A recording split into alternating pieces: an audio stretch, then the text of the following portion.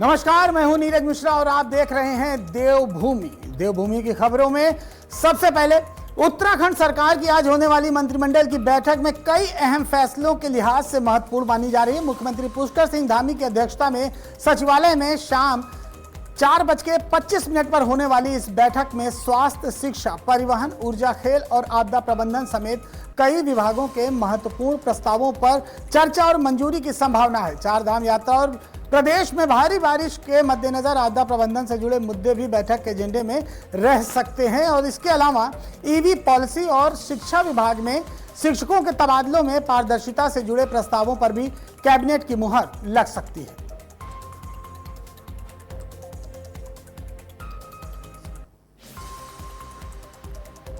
देहरादून में मुख्यमंत्री पुष्कर सिंह धामी की मौजूदगी में उत्तराखंड सीएसआर डायलॉग 2026 की शुरुआत हुई। इस कार्यक्रम में राज्य विकास में कॉर्पोरेट सोशल रिस्पॉन्सिबिलिटी यानी कि सीएसआर की भूमिका पर चर्चा की गई। आयोजन में मुख्य हितधारकों ने हिस्सा लिया और शिक्षा, स्वास्थ्य, सामाजिक विकास समेत विभिन्न क्षेत्रों में सीएसआर का योगदान को लेकर विचार विमर्श किया गया। सरकार का उद्देश्य सीएसआर के माध्यम से प्रदेश के सर्वांगीण विकास को गति देना है।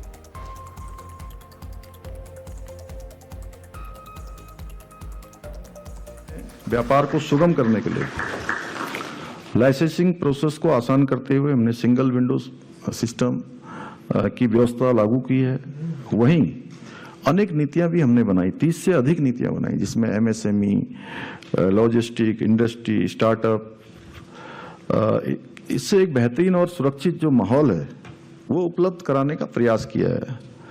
स्टार्टअप को बढ़ावा देने के लिए इंक्यूबेशन सेंटर की स्थापना के साथ साथ हमने 200 करोड़ रुपए का वेंचर फंड भी बनाया है और हमारे इन्हीं प्रयासों का परिणाम है, जैसा अभी नीति आयोग 2023-24 का जो सस्टेनेबल डेवलपमेंट गोल्स का इंडेक्स है, उस इंडेक्स में हमने देश में पहला स्थान प्राप्त किया। इसके साथ ही उत्तराखंड को ईज ऑफ लिविंग बिजनेस में अचीवर्स तथा स्टार्टअप रैंकिंग में लीडर्स की श्रेणी प्राप्त हुई है। लेकिन मेरा मानना है कि एक अच्छा औद्योगिक माहौल तब तक नहीं बन सकता जब तक व्यवस्था बिल्कुल पारदर्शी न हो, शासन बिल्कुल ट्रांसपेरेंट न हो। इसलिए हमारी सरकार ने प्रदेश के इतिहास में पहली बार भ्रष्टाचार के खिलाफ जीरो टॉलरेंस की नीति को अपनाते हुए, चाहे वो जिस स्तर का भी हो, किसी भी सेवा का हो, उसके स्तर के अधिकारियों सहित, कर्मचारियों सहित 200 से भी अधिक ऐसे अनियमितताओं के मामले, भ्रष्टाचार के मामले में अधिकारियों और कर्मचारियों के खिलाफ कड़ी कार्रवाई की है और उत्तराखंड बनने के बाद इस प्रकार की कड़ी कार्रवाई पहली बार अमल में लाई गई है। खबरों में आगे बढ़ते हैं। उत्तराखंड के मुख्यमंत्री पुष्कर सिंह धामी के सबसे लंबे समय तक मुख्यमंत्री रहने पर प्रदेश के मंत्री भरत सिंह चौधरी ने उन्हें बधाई दी है। रुद्रप्रयाग में उन्होंने कहा कि धामी सरकार ने बिना किसी बड़े विवाद के 34,000 युवाओं को सरकारी नौकरियां दी हैं और बेरोजगारी के मुद्दे पर प्रभावी काम किया है। उन्होंने मुख्यमंत्री की कार्यशैली और जनता से उनके जुड़ाव की सराहना करते हुए उन्हें जननायक बताया और भरोसा जताया कि उनके नेतृत्व में पार्टी फिर से बहुमत के साथ सरकार बनाएगी। मुख्यमंत्री जी को बहुत बहुत बधाई देना चाहूँगा कि वो प्रदेश में सबसे लंबे समय तक मुख्यमंत्री रहने वाले मुख्यमंत्री आज बन चुके हैं। पंडित नारायण दत्त तिवारी जी के रिकॉर्ड को वो पीछे छोड़ चुके हैं और सिर्फ लंबे समय तक ही नहीं बल्कि जितने बड़े काम उन्होंने इन 5 सालों में किए हैं वो प्रशंसनीय है, काबिले तारीफ है। खास तौर पे जो बेरोजगारी की समस्या थी, 34,000 युवक युवतियों को जो है सरकारी सेवा में समायोजित किया गया है, बिना किसी घपले घोटाले के, बिना किसी लेन देन के। और आज तक एक भी मामले में किसी एक शिकायत नहीं आई। जिस प्रदेश में नित्य नए घोटाले कांग्रेस के समय में होते थे, कभी पटवारी भर्ती घोटाला, कभी दरोगा भर्ती घोटाला, उस प्रदेश में 34,000 नियुक्तियां होना अपने आप में बहुत बड़ी उपलब्धि है। खबरों में आगे बढ़ते हैं। देहरादून में कांग्रेस ने संगठन और आगामी रणनीति को लेकर समीक्षा बैठक की। बैठक के बाद कांग्रेस सांसद कुमारी शैलजा ने कहा कि पार्टी सरकार की नीतियों को जनता के बीच उजागर करेगी और शीर्ष नेतृत्व समय समय पर उत्तराखंड का दौरा करेगा। उन्होंने बताया कि राहुल गांधी 17 जुलाई को छात्रों से मुलाकात करेंगे और शिक्षा के क्षेत्र में जुड़े मुद्दों की चर्चा करेंगे। वहीं पंजाब कांग्रेस को लेकर पूछे गए सवाल पर शैलजा ने कहा कि पार्टी में कोई समस्या नहीं और सभी नेता मिलकर काम करेंगे। सबसे मुलाकात की, आगे क्या करना चाहिए, कैसे करना चाहिए, सबने अपना फीडबैक भी दिया।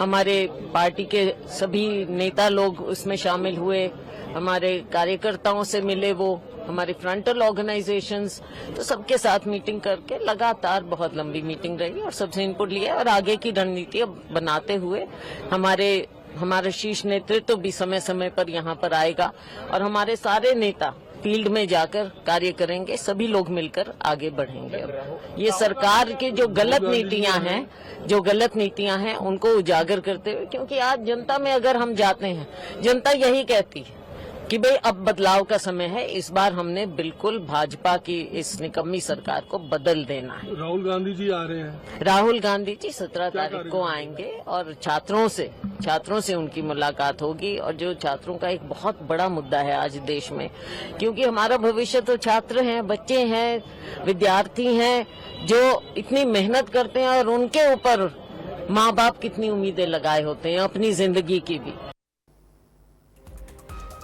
बद्रीनाथ मंदिर में दान चढ़ावे में अनियमितता की शिकायतों पर उत्तराखंड सरकार ने उच्च स्तरीय जांच समिति का गठन कर दिया है। मुख्यमंत्री पुष्कर सिंह धामी के निर्देश पर आयुक्त गढ़वाल आनंद स्वरूप की अध्यक्षता में 3 सदस्यीय समिति पूरे मामले की जांच करेगी। वहीं बद्रीनाथ केदारनाथ मंदिर समिति ने अध्यक्ष कार्यालय में तैनात निजी सहायक प्रमोद नौटियाल को तत्काल प्रभाव से निलंबित कर उनके खिलाफ FIR दर्ज करा दी है। सरकार ने मामले की गंभीरता को देखते हुए निष्पक्ष और गहन जांच के निर्देश दिए हैं।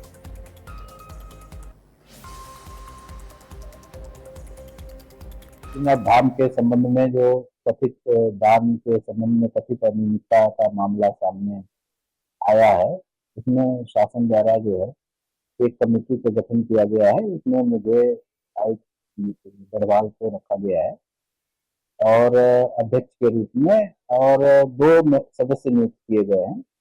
एक जो है MD NHM जो हैं श्री संदीप तिवारी जी हैं और दूसरे वित्त सेवा के अधिकारी हैं श्री जगत सिंह चौहान जी। तो इन 3 लोगों की एक कमेटी है जो इस प्रकरण के संबंध में जांच करेगी और आगे व्यवस्था को कैसे ठीक रखा जाए, कैसे पारदर्शी और विवाद रहित रखा जाए, उसके लिए सुझाव मांगे गए। तो हमारी टीम जो है उसको शीघ्र ही इसमें लोगों से संपर्क करके जो शिकायत करता है या जो उसके पक्षकार हैं उनसे बात करेगी और उनका पक्ष जानेगी। इसके उपरांत जो है अपनी रिपोर्ट शासन को देगी। जो इंटरनल जांच थी, जब 7 को हम लोग शाम में यहाँ पहुंचे थे, प्रथम दृष्टया जो हमने पाया वो वीडियो जो रिकॉर्डिंग्स थी, CCTV जो हमने फुटेजेस व्यू किए, उसमें जो हमें दिखा प्रथम दृष्टया वो हमने रिपोर्ट किया था इंटरनली। उसी के बेसिस पे सस्पेंशन की कार्रवाई हुई थी और फर्दर उनके अगेंस्ट FIR भी TO के द्वारा की गई है। अध्यापन किया गया सिंस अभी भी हम लोग रिपोर्टिंग कर ही रहे हैं तो अभी मैं उसको डेल्व नहीं कर सकता उस चीज़ पे। आपने बोला अध्यक्ष के PA, तो उसको इस तरीके से मत देखिए पद के हिसाब से, क्योंकि ड्यूटी रोस्टर जो था वो सभी का बना हुआ है। देखिए ये बिल्कुल आपने सही कहा, ये हमारे भी नोटिस में है। जब हम लोग वीडियोस वगैरह देख रहे हैं तो पॉसिबली हम लोग आने वाले समय में इस पे एक SOP वगैरह जो जैसे TTD वगैरह का रहता है, ये हमारा भी इंडिविजुअल समिति का अपना जो हम लोग आए हुए हैं, हम लोग का अपना सोच है कि हम लोग कुछ ऐसा इस दिशा पे कुछ सजेशन दे पाएँ। तो I won't comment about the अध्यक्ष, हो सकता है हम प्रपोजल दें, वो जब एक्सेप्ट कर लें इस चीज़ को तो CEO अध्यक्ष अगर ऑन बोर्ड होते हैं तो हम लोग पॉसिबली TTD की टाइप से जैसे उनके वहाँ पराक्रमी सेवा करके जो होता है, पॉसिबली हम लोग उसको अडॉप्ट कर सकते हैं, जो चीज़ें हम लोग को सूट करती हैं। खबर अब मौसम से जुड़ी हुई है। उत्तराखंड में भारी बारिश को देखते हुए प्रशासन पूरी तरह से अलर्ट मोड पर है। कई जिलों के लिए रेड अलर्ट और ऑरेंज अलर्ट जारी कर दिया गया है। गढ़वाल कमिश्नर आनंद स्वरूप ने बताया कि सभी जिला मजिस्ट्रेट और आपदा प्रबंधन अधिकारी हाई अलर्ट पर हैं। जल भराव और भूस्खलन से सड़कें बंद होने की स्थिति में तुरंत राहत और बहाली के निर्देश दे दिए गए हैं और साथ ही लोगों से अपील की गई है कि वो संवेदनशील और जोखिम भरे इलाकों से दूर रहें। इधर चार धाम यात्रा को देखते हुए यात्रियों को सुरक्षा के लिए विशेष इंतजाम कर दिए गए हैं और संबंधित जिलों को प्रशासन को लगातार निगरानी करने के लिए भी निर्देशित कर दिया गया है। आज इसका रेड अलर्ट कई जिलों के लिए जारी हुआ है और बाकी जिलों में ऑरेंज अलर्ट है।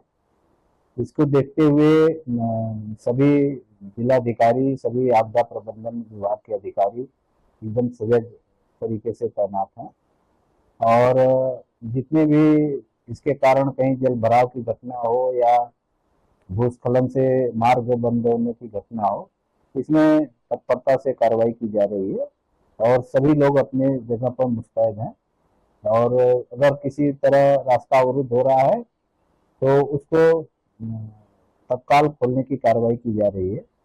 और आज जैसे हरिद्वार में जल भराव की स्थिति थी तो उसको जल पंप लगा करके और पानी निकालने की कार्रवाई शुरू की गई।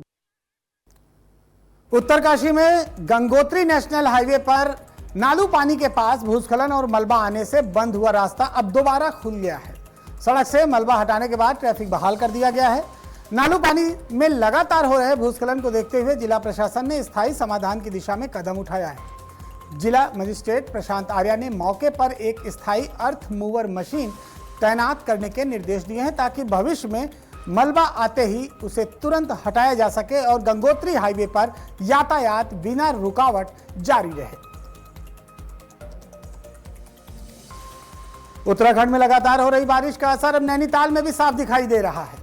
सरोवर नगरी घने कोहरे की चादर में लिपटी हुई है जिससे विजिबिलिटी बेहद कम हो गई है। माल रोड पर आम दिनों की रौनक गायब है और सन्नाटा पसरा हुआ है। लगातार बारिश को देखते हुए जिला प्रशासन ने स्कूलों और आंगनबाड़ी केंद्रों में अवकाश घोषित कर दिया है। कई सड़कें बंद हैं जिन्हें खोलने का काम लगातार जारी है। वहीं झील का जलस्तर भी बढ़ गया है और पहाड़ियों से पत्थर गिरने की घटनाएं भी सामने आ रही हैं। प्रशासन ने लोगों से सतर्क रहने की अपील की है। उत्तराखंड के खटीमा में लगातार हो रही भारी बारिश का असर जनजीवन पर साफ दिखाई दे रहा है। सुबह से ही आसमान में घने बादल छाए हुए हैं और बारिश का सिलसिला जारी है। कई इलाकों में लोगों की आवाजाही प्रभावित हुई है जबकि मौसम विभाग के अलर्ट के बीच प्रशासन हालात पर नजर बनाए हुए है। लोगों से अनावश्यक यात्रा से बचने और सतर्क रहने की अपील की गई है। उत्तराखंड में लगातार हो रही बारिश के बीच ऋषिकेश में गंगा नदी का जलस्तर लगातार बढ़ रहा है। त्रिवेणी घाट पर बढ़ते जलस्तर को देखते हुए जिला प्रशासन ने सुरक्षा व्यवस्था कड़ी कर दी है। एसडीआरएफ, जल पुलिस और स्थानीय पुलिस की टीमें घाटों और नदी किनारे 24 घंटे निगरानी कर रही हैं। प्रशासन लगातार लोगों से नदी के पास न जाने और सुरक्षा निर्देशों का पालन करने की अपील कर रहा है। एसडीआरएफ का कहना है कि पहाड़ों में जारी बारिश के कारण गंगा का जलस्तर बढ़ गया है, इसलिए एहतियात के तौर पर विशेष सतर्कता बरती जा रही है।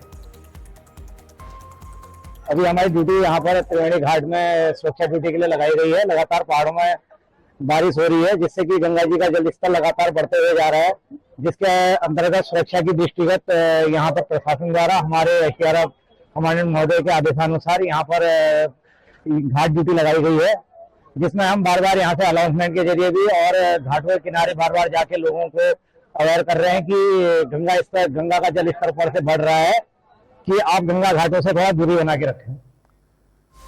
बढ़ते अगली खबर की ओर। हरिद्वार में उत्तराखंड एसडीआरएफ की टीम ने समय रहते एक युवक की जान बचा ली और लगातार बारिश के बीच पानी से लबालब भरी नहर में एक युवक गिर गया था। सूचना मिलते ही एसडीआरएफ की टीम मौके पर पहुंची और तुरंत रेस्क्यू अभियान चलाकर युवक को सुरक्षित बाहर निकाल लिया गया। लगातार बारिश के बीच प्रशासन लोगों से जल भराव वाले क्षेत्रों में तेज बहाव वाले जल स्रोतों से दूर रहने की अपील कर रहा है।